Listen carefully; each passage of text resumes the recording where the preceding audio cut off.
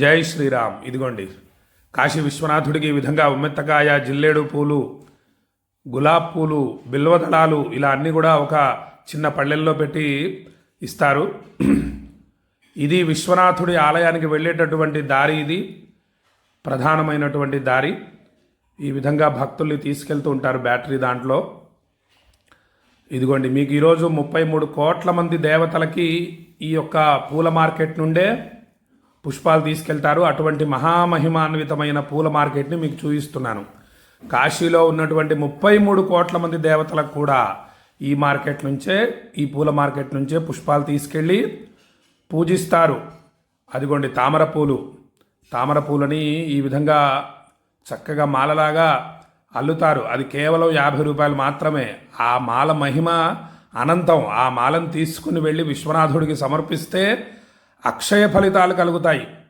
అటువంటి అద్భుతమైనటువంటి మాల అది. అనేక అద్భుతమైనటువంటి మాలలన్నింటినీ మీకు చూపించేటందుకు ఈరోజు ప్రయత్నిస్తాను. ఇదిగోండి స్వామివారి యొక్క ఆ పూజకి అద్భుతమైనటువంటి ఈ తెల్ల పూల మాలలు అవి. ఇక గులాబ్ పూలు, అదిగోండి గులాబ్ పూలతో మాలలు ఉంటాయి. ఇదిగోండి గులాబ్ పూల మాలలు.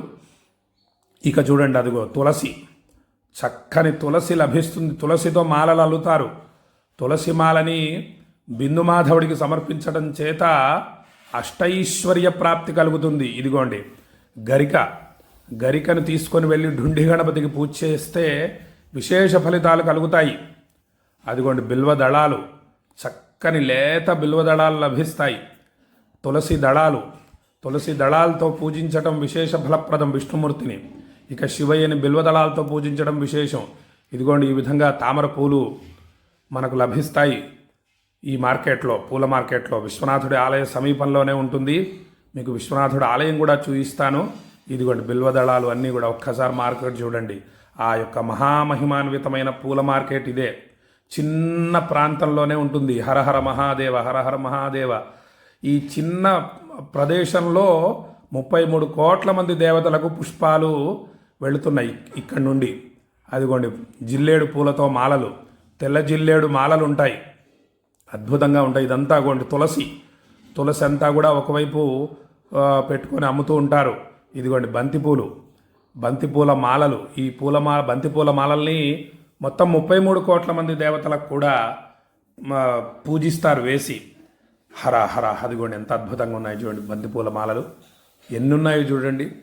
హర హర హర మహాదేవ మహాదేవ. నీలకంఠ పాహిమాం, విశ్వనాథ రక్షమాం. అదిగోండి శంఖ పుష్పాలతో మాలలు ఎంత అద్భుతంగా ఉన్నాయో చూడండి. శంఖ పూలతో మాలలు అల్లుతారు ఇక్కడ. అదిగోండి శంఖ పూలతో మాలలు. ఈ మాలని శివుడికి కానీ విష్ణుమూర్తికి కానీ సమర్పించటం అక్షయ ఫలప్రదం. అదిగోండి ఎంత బాగున్నాయి చూడండి. ఆ యొక్క తెల్ల శంఖ పుష్పాలతో మాలలు చాలా బాగుంటాయి. తెల్ల జిల్లేడు పూలతో మాలలు అల్లుతారు. ఇక పారిజాతాలతో మాలలు అల్లుతారు. ఇంకా అద్భుతాలు అనేక పుష్పమాలలు లభిస్తాయి ఇక్కడ. ఈ పుష్పమాలకు వచ్చి పుష్పాలు తీసుకొని కొనుక్కొని వెళ్ళి విశ్వనాథుడికి పూజిస్తే చాలా ఆనందంగా ఉంటుంది.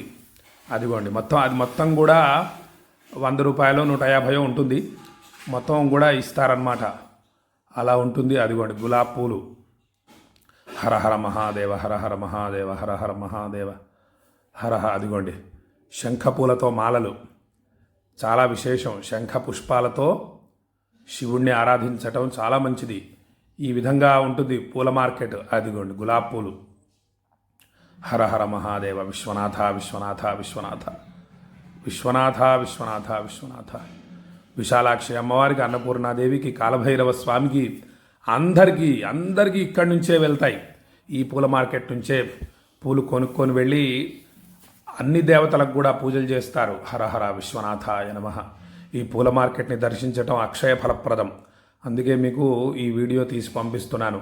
కాశీని ధ్యానించండి, విశ్వనాథుని ధ్యానించండి. మీ మనస్సు కాశీ మీద లగ్నం అవ్వాలని ఈ విధంగా ప్రయత్నిస్తున్నాను.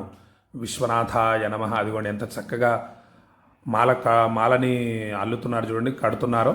అదిగోండి ఆ విధంగా చేసి అలా పూల మాలగా చేస్తారు. కేవలం 50 రూపాయలు మాత్రమే ఆ మాల.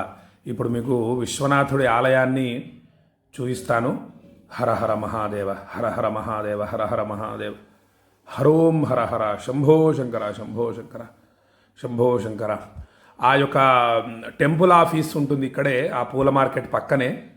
అక్కడ టికెట్ తీసుకొని 1116, 300 ఈ విధంగా ఉంటాయి టికెట్లు.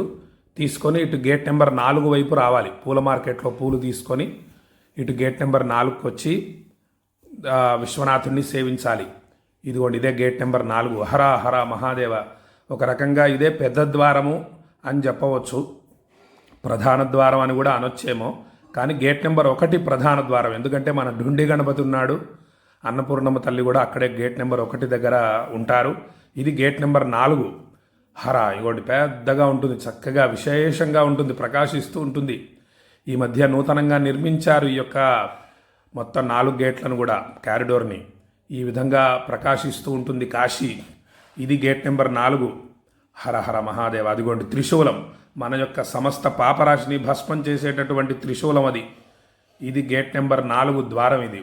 ఈ విధంగా పుష్పాలు తీసుకొని స్వామివారి దగ్గరికి వెళ్ళి అభిషేకించడం వల్ల అక్షయ ఫలితాలు